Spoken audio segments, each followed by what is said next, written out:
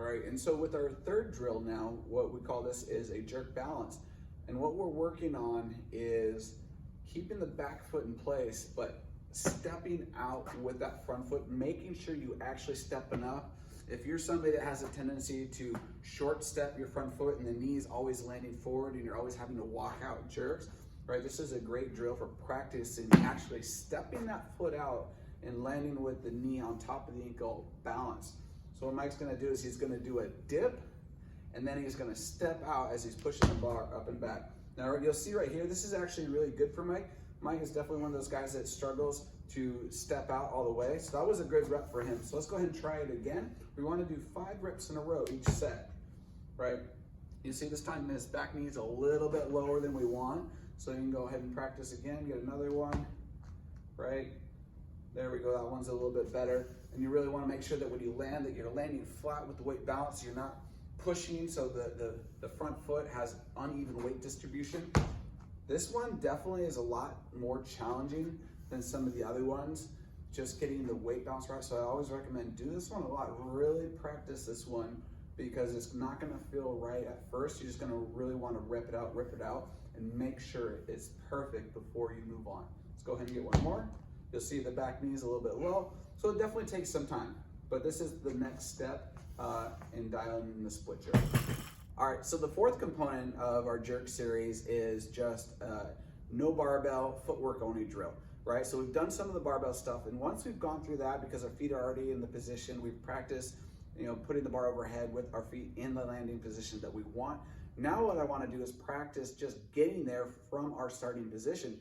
So in this position, there's gonna be no dipping. He's standing tall.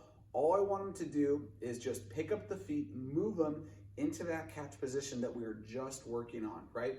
So what we wanna focus on is making sure that back foot doesn't lift too far up off the ground. So we wanna almost think about kind of sliding it so it stays close, right, to the platform, and then he's gonna step out with that front foot so that way his weight stays balanced, and then hopefully that back foot is touching down just before that front foot so that way he's not leaning into that front foot by it coming down first.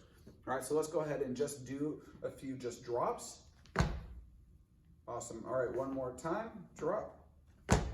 You'll see how the back foot stays close. He steps out. You can actually kind of hear, go ahead and reset. The back foot just goes, dum, dum, right? And he's in a good position. What we're trying to do is just have this position match the positions that we had with the barbell. If you're very inconsistent, one of the easiest things you could do is get some tape, some kind of marking. So when you were doing the barbell stuff, you now can have that marking down, so then you can try and match landing in that same position every single time. Like I've said before, the more distance traveled, the more they can go wrong. So that's why I'm not having him dip and drive, and I'm just having him pick up his feet and land to try and build that consistency where he's landing 50-50 every time.